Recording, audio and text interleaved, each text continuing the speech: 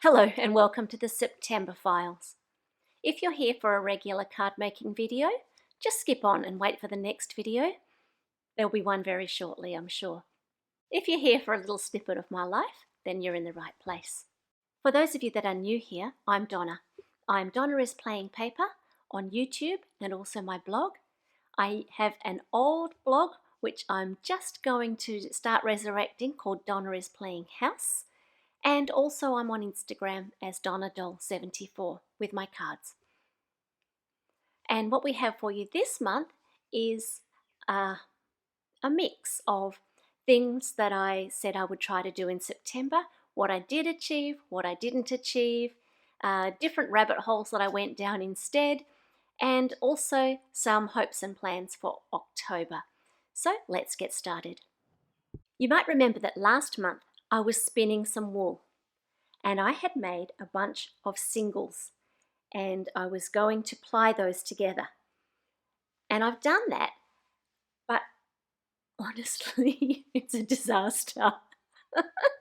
So I think I left it too long before I did it, and I'd forgotten how to treadle my foot properly. Even though I think of myself as someone that's able to treadle, I learnt to sew on my grandma's treadle machine. The treadle for the spinning wheel is just a little different, and it's taken me a while to get used to it. And in the time between spinning the first lot and getting back to plying it together, I'd forgotten what to do. And so the only way I could keep it spinning was to spin really fast. And this is the result. It's much, much, much too twisted. It looks to me like those curtain pull tassels that have been wound around rather than something that's been spun. So I'm not really sure what to do with it. If you've got any suggestions, please let me know. I don't know if I can wash it and hope that it comes out less twist. I really don't know what to do. But I'm not giving up. We're going to have our sheep shorn very shortly, and I'm hoping to get and try and keep practicing on some of their wool. So anyway, that's the spinning. We'll just leave it at that. Knitting wise, I promised you I'd do 3 things. One was to replace the toe on a sock. The other sock of this one had a great big hole in it, and I fixed that up. I didn't use the same yarn because I thought I would probably come to the same grief, and so I just found the yarn that I knitted the sock in originally, and I fixed that. So that's number 1 done. The second fix was an easy one. I had just dropped a stitch at the bottom of these Stephen West socks, and I've picked up the stitch and sewn it in, and that only just took a couple of minutes. I promised that I would sew in the ends and sew the buttons on this cardigan. And I have sewn in all the ends. And I've immediately started wearing the cardigan, although it doesn't have buttons yet. I found some buttons in my stash a long time ago when I was throwing out some work shirts of my husband. I must have cut the buttons off because they weren't worthy of passing on to anybody else. And those buttons are exactly the right size and a nice pale blue. So I've got the buttons, I just need to sew them on. But instead, I've started something new. This project that I'm going to show you is called Shiftigan, I believe, and it's an Andrea Mowry pattern, and it's a little bit squashed on the needles, but there's the back. It's going to be sticked, so at some point I'm going to have to get brave and cut my knitting. I've never done it before, so hopefully that will work well. But this is some black wool that I picked up at an op shop in Japan, and also some Noro wool that I bought on special when I was in Japan. And so it's a little bit of a memory jumper for my time in Japan. I'm just about 12 rows or so from splitting and starting to be able to knit the sleeves and the body separately. So far, it's just a yoke. As far as Grandma's cookbook goes, I did get to that. For those of you that haven't seen previous episodes, I have in my possession my great-grandmother's handwritten cookbook from about the 1920s, and I've been slowly working my way through that with a long break to live in Japan. Anyway, I've had a chance to have a look and work out what recipe I was up to, and it was mountain cakes. And so I made those for some friends that were coming around, and they were all right. They were simple to make, nice and easy. There was, of course, no instructions. She just writes things like make in the usual way or mix and bake. So you have to work it out yourself. And I'm going to write that recipe up and put it down in Donna is Playing House. And I'll link to that.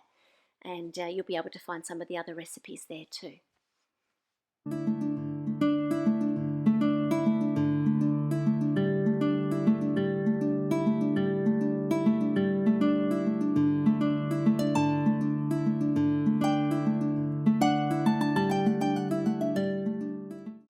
As far as the Japanese novel goes, it's a bit of a disaster.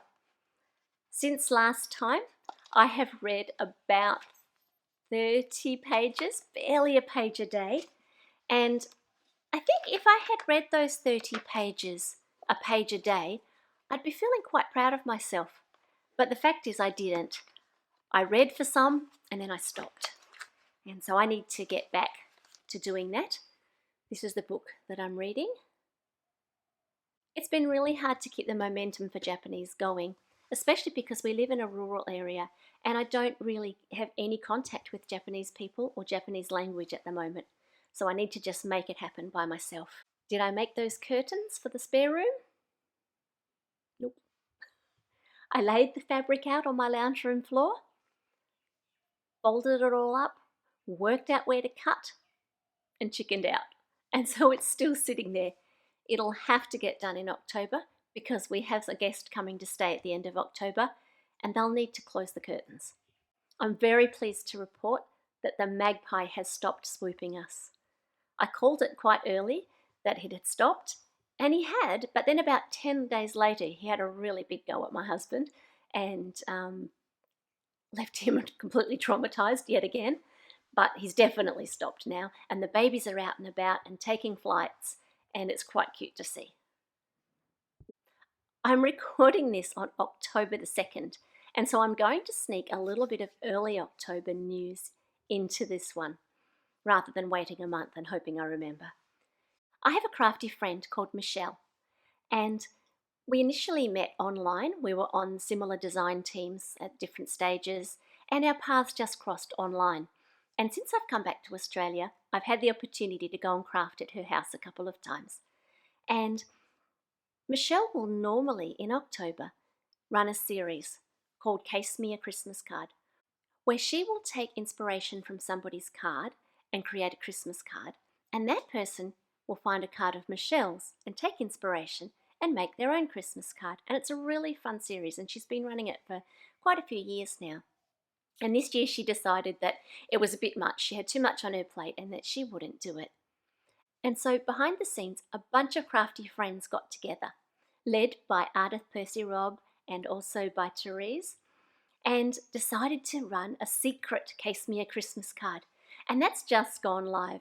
And so if you want to go to YouTube and have a look at the hashtag Case Me a Christmas Card 2023, you can find all of these cards that we made as a surprise for Michelle. It was so much fun, and it's just a testament to the types of friendships that the internet can make for you. It was really, really delightful to come together with other crafty people to do something for a crafty friend.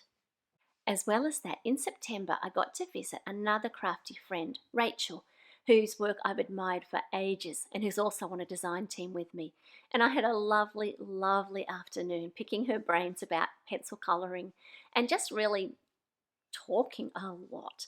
And so that was really delightful. And it's really inspired me to up my skills. Other highlights for September include me getting some work. I've started doing some casual relief teaching at a local school, and that's been nice, although it's kept me very busy. Also, my husband and I got the chance to travel down to the Mornington Peninsula to a David Bridie concert, and we loved that. It was just a beautiful concert out on the foreshore, looking across the water. We've enjoyed David Bridie's music for a long time, since My Friend the Chocolate Cake days, and even some of the Not Drowning Waving songs. And so it was great to go to a really, really casual, small, intimate gig. The thing that's taken the most time in September has been our garden.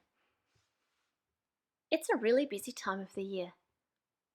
We've been planting and weeding and just generally getting the garden beds ready to go, and they're really coming along. It was about mid-September when I declared, that's it, we can eat from the garden as far as green things go. And so we've been eating the pak choi and the spinach and the herbs and the lettuce and kale and silver beet, spring onions, different things that we've been able to eat. And so I haven't had to buy anything green. Now we've been helped along a little bit by friends who've dropped around with cauliflowers and broccolis and Brussels sprouts and pumpkins and different things as well. We eat a lot of vegetables at our house. And so it's been nice. It just feels like we've got past that stage of it being all work and no reward. We're also eating a lot of asparagus. We get a bunch about every second day. And so I'm going to show you some footage and take you on a little tour of the garden.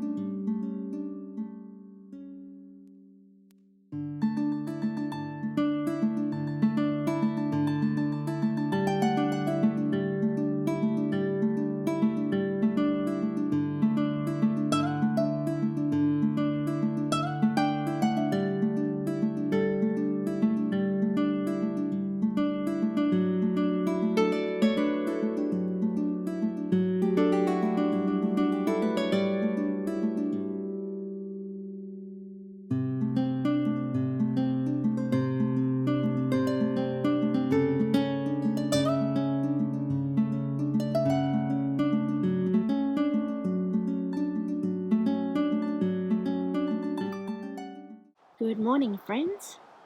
Today is Monday, October the 2nd, and I'm just going to do a last-minute wrap-up of what's happening in the garden, but I thought I'd at least come and show you too. We've had some bushfires around here over the weekend, and it's really very, very smoky.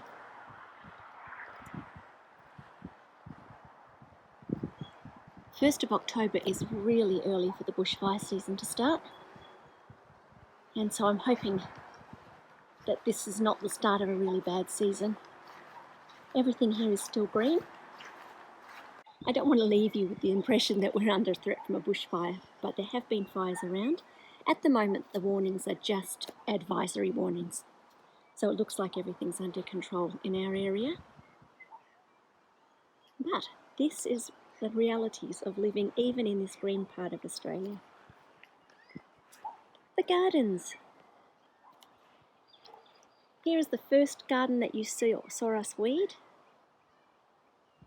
and it's a little bit weedy again. We need to just get that mulched now that it's not going to be cold and raining anymore. The original veggie patch is doing fantastically well, and I've already harvested some things entirely, and other things I'm harvesting quite heavily as we go. Here's my little lettuce supply, and I've got lots of coriander, which I'm really enjoying. The next garden beds are still coming on.